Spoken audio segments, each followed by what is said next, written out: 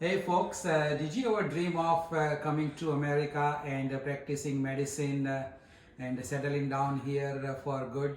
Well, if so, then this video is for you. And if you did not, then I'm sure you know somebody who does. So obviously, this video is for them also. So I'm going to take you from first MBBS all the way up to becoming a US citizen and practicing medicine in America. So basically, the journey that I went through. And I'm going to share, plus I'm going to add some latest information in what has changed in last 2 decades since I did my journey. Okay, so the journey starts at first MBBS. What does it mean? That you have to figure out whichever country you are in, you have to figure out how to get into the MBBS, which is a basic medical school. Like in India, if you want to get in the medical school, you have to take a B, that is a biology group, and then you have to give the NEET exam, that is a national entrance exam for medical, and then you have to achieve certain score to be eligible to apply for the medical school. So you have to figure that out, and the money that will cost you. You know, there are some medical colleges which will give you admission almost free of charge, but most of the medical colleges nowadays charge a lot to become a MBBS student. So that's your responsibility. But after that, once you get into the MBBS, I'm going to tell you exactly what it takes step by step. Now, in all the steps, there are certain steps which are essential, means you cannot skip those steps, and there are steps which you cannot skip, but if you skip, then it may make your journey a little bit more difficult. So whenever the step is not essential, I will probably mention that, well, probably you don't have to do it, but I recommend you do it. Now, this is not a legal advice. I'm not a lawyer. I'm just a doctor, and I'm telling you whatever I have experienced. So just be aware of that fact, that this is not a legal advice. And all the description and the links to the websites and the resources, I'll put it in the comment section so you can look it up. Okay. So are you ready to take a journey? Let's get started. So here comes step one, and this is an essential step. Before you even get in the medical college, you have to make sure that you get favorable response in some of these things I'm going to mention about. The first thing you have to figure out, that is your medical college listed in the World Directory of Medical School. If it is not listed, that's the end of the story, because you cannot go beyond this. So make sure it is listed in the medical college directory. That means it is affiliated with US. The second thing is that find out if the medical college will allow you to take a break in your internship, which is after the MBBS is done. This is not an essential step, but if they don't allow you to take a break in the internship, then it will delay the process. So that's the second thing. The third thing you have to figure out is that, is your medical college part of the VSLO network, that is Volunteer Student Learning Opportunities? Because if it is a part of that network, then it will be easy for you to get the electives and observership. So, but if it is not, still you can go for it. So it's not an essential step. Then the next step is, are there any potential obstacles to your you getting the visitor visa? Because you will come to US for at least 2 times, which is for clinical skill exam and for the interview. So if you cannot get the visitor visa for the interview, there is nothing you can do about it. So make sure you don't have any difficult situation in the past that will prevent you from getting the visa. And the most important thing is that, are you committed to go all the way up? Because this is a long journey, it's an expensive journey, it can be tiring journey. So you have to be committed. You have to be totally 100% committed. If not, you're going to be filtered out. The process is set in such a way that people who do this half-heartedly will be filtered out immediately. So make sure this is all in your mind, that hey, I want to make this happen, otherwise you will not make it. Okay, so that was a step one. And now comes step two. It is not like a part of the coming to the US process, but it's part of the whole journey. Basically, you are in your first MBBS, so there's nothing else you need to do right now, except one thing I would recommend, that get a big map of America and keep in front of your eyes all the time, because you have to have your dream in front of your eyes, reminding you every single day. Other than that, you are basically studying for your first MBBS, which is anatomy, physiology, biology, and other subjects in the first MBBS. But remember that you're preparing for your USMLE step 1. Step 1 you will give in the second year, at the end of the second year, but right now you're focused on anything you do, your mind has to be focused towards preparing for USMLE. So the subjects for the step 1, there are 3 steps of the USMLE, 1, 2 and 3. Okay, so the first comes first. So the subjects for the first are anatomy, physiology, biochemistry, pathology, then pharmacology, behavioral science, biostatistics. So make sure you study accordingly, and some of the resources I'll mention in the comment section, how to study and what to study. But that's all you're doing in the first MBBS. So that was step number 2. Now the step number 3 is when you are in the second year of your MBBS. So this is when the process starts. The first thing you're going to do while you're studying for the USMLE step 1, you are going to register for ECFMG, that is Educational Commission for Foreign Medical Graduates. So once you are in the second year, go online and go to ECFMG website, get your ECFMG number. So when you register, they will actually take your picture, they will verify your passport and other documents.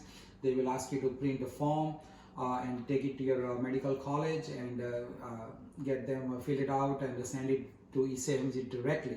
So start building the relationship with the staff in your medical college office, because you're going to need them a lot more than just one time. So a good relationship with staff is very, very important. And when you notarize, it's going to cost you $80 something to notarize your documents with ECFMG. So that is the most important thing you need to do while studying for the second MBBS. Okay, so we are still in the same step 3. While you are in the second MBBS, once you register for ECFMG, you have to choose the eligibility period for your step 1 exam. You're going to give the exam in your third MBBS, beginning of the third MBBS, but while you're in the second MBBS, you have to register for USMLE step 1 and choose the eligibility period and location, like which country you are going to give the exam, and you have to select 3 months, not exact date, but 3 months, and all major cities around the world has a pro-metric exam center, like in India they have one in Ahmedabad, Mumbai, Pune, Bangalore, Delhi, Chennai. So all the countries have centers in major cities. So there may not be enough seats, so you have to do it ahead of the time. So basically you register for USMLE step 1 exam, and it costs you around $940 to register for that. So you're still preparing, you're still in the second MBBS, and you're done registering for the step 1 exam. So now we'll go to the next step. So now it is a step 4, you are in your third MBBS. So there are mainly 3 things you're going to do in your third MBBS. Obviously you're going to be preparing for USMLE step anyway. But the first thing is you're going to give your step 1 exam right after you start your third MBBS, because you have finished your basic subject. So now you can appear for the USMLE step 1, which you already have scheduled last year. So now this year in the third MBBS you give the step 1 exam. The second thing you are going to do, you're going to, as soon as you finish your step 1 exam, start preparing for USMLE step 2. Now USMLE step 2 is divided into 2 parts. One is the clinical knowledge and clinical skill. The knowledge exam you can take anywhere in the world, okay, but the clinical skill exam you have to come to the US because it's a practical exam. So you prepare for it. You can take a lot of classes online and offline, and I'll put the resources in the comment section, but that's what you're going to do. So first thing, you're going to do step 1 exam, then prepare for it, and then third and most important thing is you are going to start applying for the electives or observership. Now what is elective and what is observership? Elective is something where you actually get the hands-on experience in treating the patient. Okay, so observership is like observership. You just stand like this and observe other doctor examining the patient and treating the patient, which is okay because you get some exposure, but the hands-on experience where you actually examine the patient and treat the patient is very important, because that you get the real experience. So I would suggest that you start applying for the electives while you are in the third MBBS, because it takes a long time to apply. Now if your hospital is a part of a VSLO organization, then it will be easier for you to get electives. Now if not, then obviously you have to start applying to different hospitals individually. I'm going to, in the written post, I'll put the note detail about the hospitals you can apply to. So every hospital has got different requirement, but most of them will want your immunization status If you're not immunized fully as per their requirement, they will want you to get immunized, and if you say you're immunized, they will want to know your titers. And then they will want a malpractice insurance. It costs around $200 per month. They will want health insurance and background and criminal background check. So all those things will be required by all the hospitals, and each hospital's application fee ranges between $300 to $1,000. And once you're approved, it can cost up to $2,000 to $3,000 per month tuition fee. So nothing is free. So make sure you have enough funding available for these electives, and these are very important because when you go for the interview, they will be able to figure out whether you have any US experience or not. So these electives do help, plus you get the recommendation letters if you've done the electives. So these are the things you need to do in the third MBBS while you're preparing for your USMLE. Okay, so now you are in your fourth MBBS, so this is a step 5 of the process that I have outlined. Here you're going to do mainly 2 things. You're not going to give any exam in the 4th year. Your step 2, the USMLE step 2 exam will happen during the internship, but you have to register for those exams because the step 2 exam has got 1 year eligibility period, so you can take exam in that 1 year period. And the step 2 clinical skill exam happens in US only, and there are limited centers, only 5 centers: Atlanta, Chicago, Philadelphia, Houston, and Los Angeles. So, and they have limited spots. So as soon as you know where you're going to be doing elective, you should go ahead and schedule your clinical skill exam right away, because otherwise you will not get a slot. And you can take clinical knowledge first or skill first. It doesn't matter which exam you take first, but as soon as you get that clinical skill exam centers available, just take it.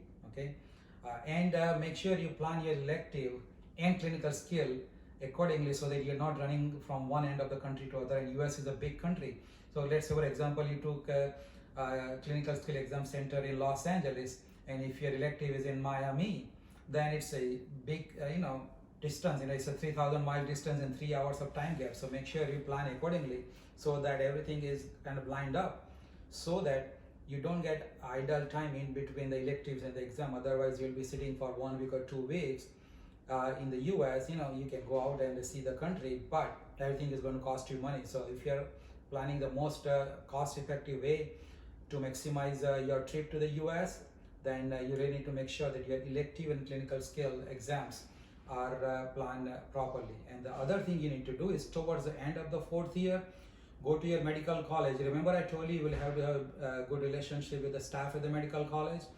You will need them again, because you're going to need a transcript after your medical college is over, and you need to start process from now for the transcript. They can actually issue, most of the colleges will issue the transcript stating that by the time you finish your medical college, this is what you will have done. So you can do that. And other thing you need to do is the paperwork for the electives, because if you're going to take a break during your internship to come here, internship is for 1 year, and you can take a break anytime based on whenever you get the elective, and then you can resume your internship. So if you're going to do that break journey, then you need to basically get that paperwork done with your medical college, because they won't just let you write like that. You need to have something already approved. So you need to do that paperwork during your 4th year. So during the 4th year, register for your clinical skill and clinical knowledge exam, get your transcript, and get your electives finalized. Okay. So that's what is in 4th year. Now you're about to finish your MBBS study, and you're going to be starting your internship. So we'll go to the next step now. So comes the next step. In this step, you're still in the 4th year of your MBBS. Some of the hospitals for electives, they need a TOEFL. So you may want to go ahead and clear your TOEFL exam while you're in the 4th year. And after the MBBS is done, during the internship, you're coming to the USA. So you need to start process for the US visa while you are in the 4th year, as soon as you get your electives and the clinical skill and clinical knowledge exam scheduled, because based on that, the receipt and the confirmation of the electives and the exam, you can apply for the US visitor visa to come to USA. So make sure you get it done before your 4th year is complete. So now you already started your internship, and you know exactly when you're going to do the electives in the US. If your college did not allow to do the break journey in the internship, then obviously you are not going to do the electives or observership during internship, but you will do after the internship. So that's going to delay the process. But if you are one of those lucky person who are able to break the internship, then obviously you already got the US visa, you already got your US family step 2 clinical skill registration, and you already got the confirmation from elective. So now you are coming to US. So you have to figure out the lodging and the food and the transportation and everything for your electives and going from one place to another place. So if you are doing multiple electives, plus while you are here, before the exam, I would recommend to take a course or two on the clinical skill exam, because a lot of courses going on around where they will do the mock test and they will do the actual patient practice and other stuff. Obviously it costs a lot, but if you are spending so much money anyway, then you might as well finish it off and take some courses while you are here.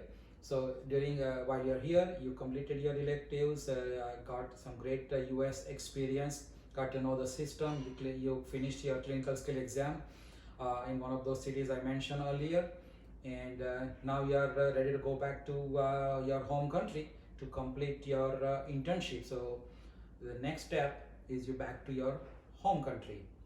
Now, if you have not already finished your clinical skill part, clinical knowledge part of the step 2, just go ahead and finish it, because you're going to need that. And if your college did not allow you to break the journey, then as soon as you finish your internship, you're going to come back to US for observership. So you should have started applying for the observership a year from there, so that you can get the observership as soon as you finish your internship.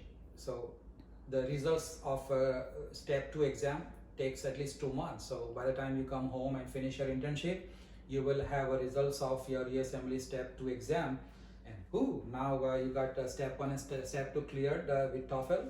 So you are ECFMG certified. So that's an important landmark in your journey to become ECFMG certified, because to get the residency you have to be ECFMG certified. So now we are in the next step.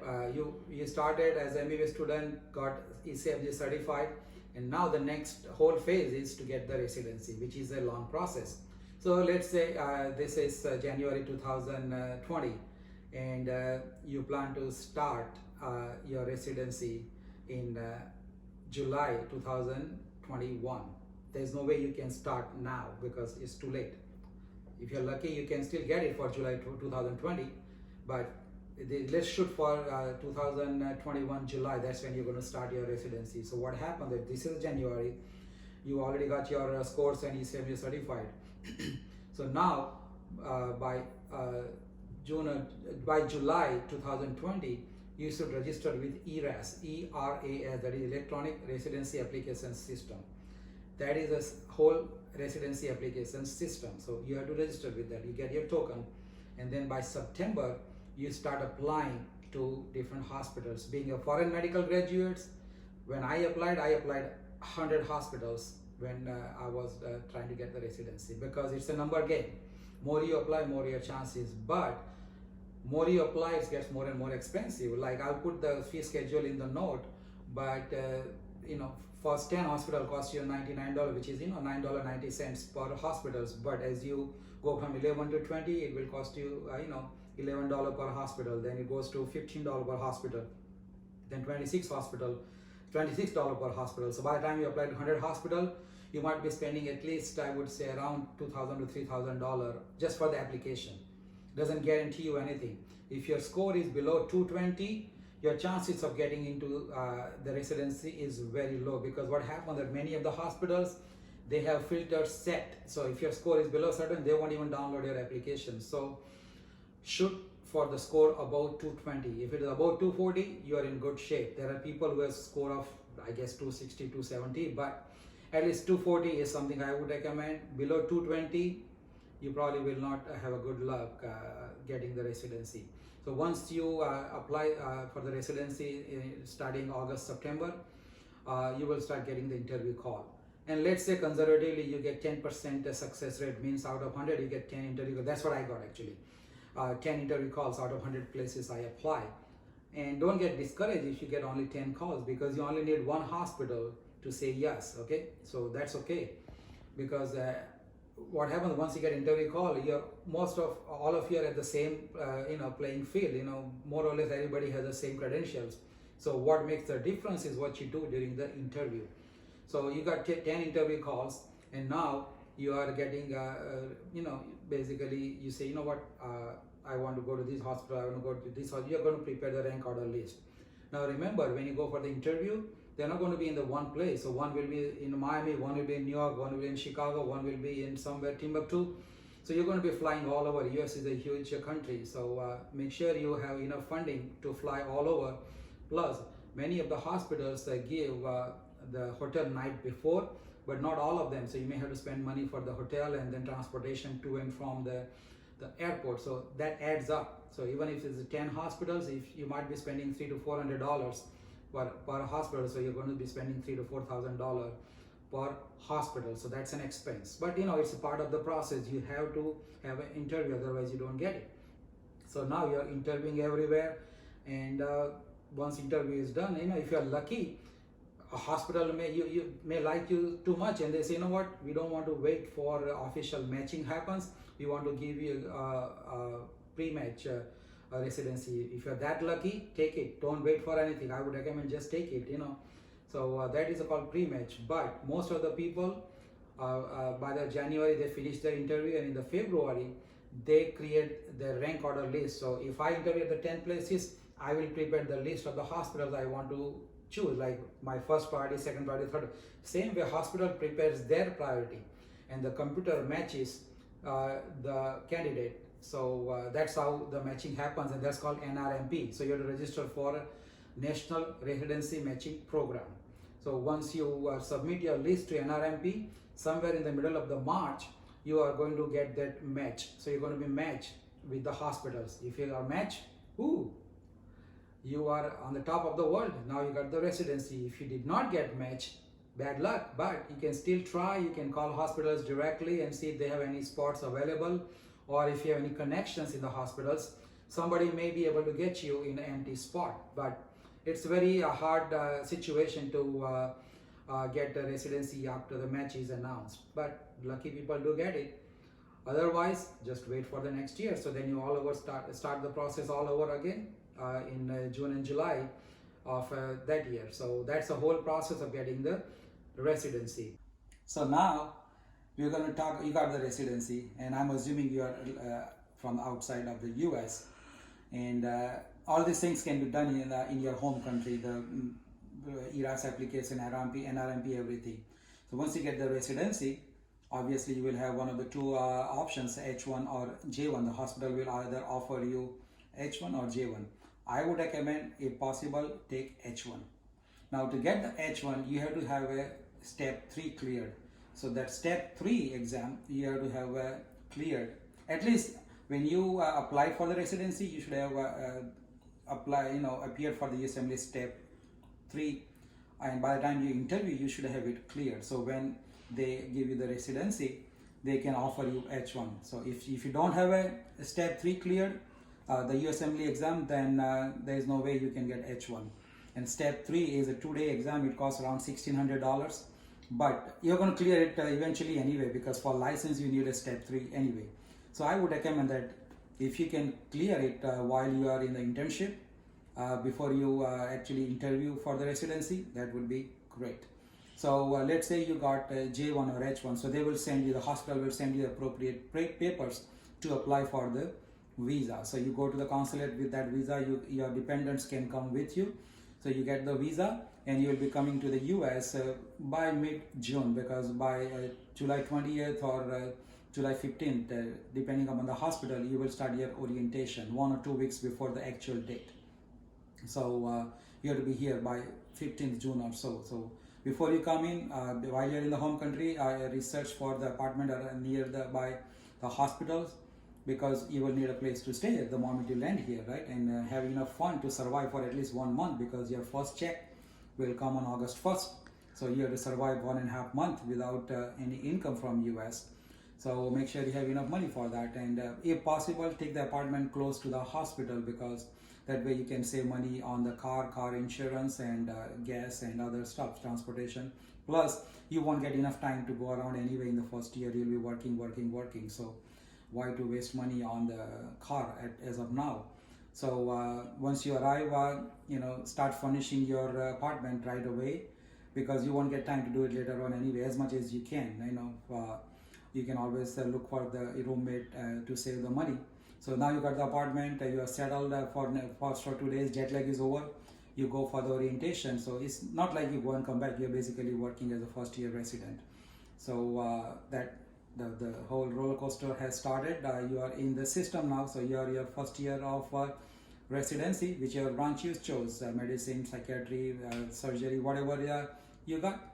So now you are in your first year of residency, and nothing much you're going to do except just focus on the residency, because that's where you came here for, and just excel at whatever you do, and build a good relationship with your program director and other attending physician, because you will need them to write you a recommendation letter when you are out applying for a job, or anything that you need. You will need recommendation letter from them. So make sure you do a great job and be ambassador for your country, and represent your country, so that everybody is happy.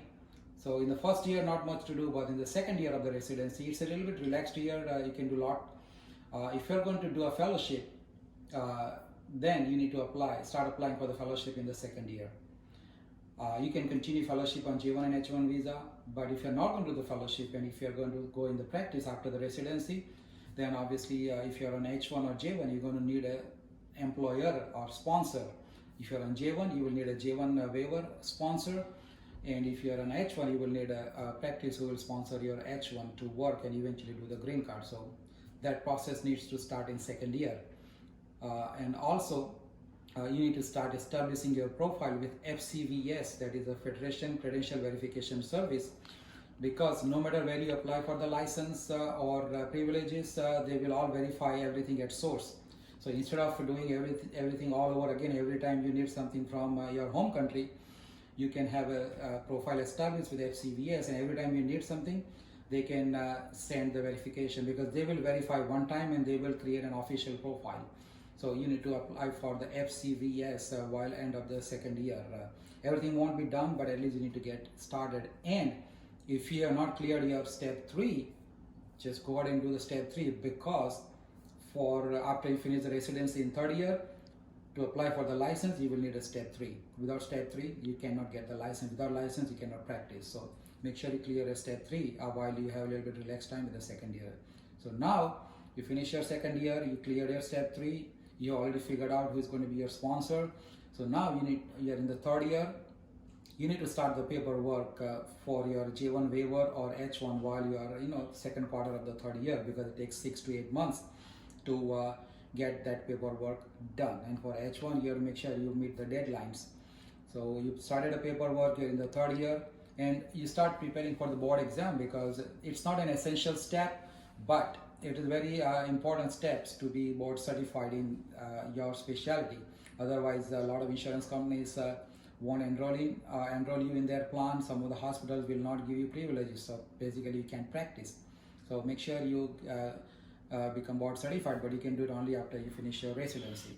So as soon as you finish your residency, you should have your license within a week or 2. So you plan accordingly, so that you are not becoming out of status while you are waiting for your license or your H1 visa. So you plan accordingly. So timing is very important. And as soon as you get your license, you get your visa, you're ready to get started on your job, either on J1 waiver. J1 waiver is basically, if you come on J1, you have to work in the underserved area for 3 years before you can convert to H1 and then green card. And H1, you can straight continue your H1 for 3 more years, and then you can go for green card. So now you already got your J1 waiver done, H1 done, you are working in a practice. So if you are on J1 waiver, you must work 3 years. So after 3 years, you will convert it to the H1. So now all depends on your employer when they want to file your green card. So process can go up to 6 years, because H1 can go up to 6 years, and then The green card itself takes, depending upon the country that you are from, might take 4, 5, 6 years, and even it depends on the employer also. So there is no way to predict how long it will take to green card. And then after you get the green card, it takes 5 years to become citizen. So that's a long process, but it's a part of the journey that you have to take. That's how you establish yourself as a physician. You become citizen of United States. So that's end of the process. So now I'm going to talk about what does it cost. Okay, so let's talk about it. Now, cost is not just the money. Approximately I can. There's no way to tell you the exact cost, but it can cost around $30,000 by the time you are in the residency. That includes travel and the fees and the courses that you take and everything. But if you look at it, this is my personal biased opinion, but if you're not a ranker, I'm going to give an example of India.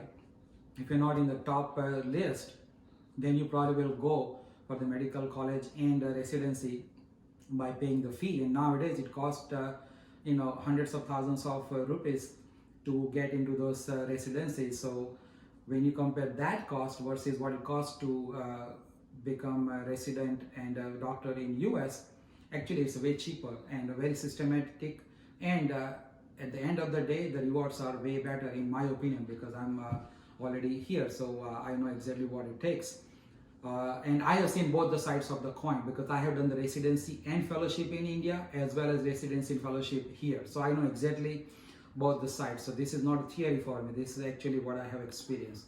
So based on what I have gone through, I think this whole process I described, it is worth going as long as you have what it takes to be on the top, because this is the only country where you can be on the top if you have what it takes.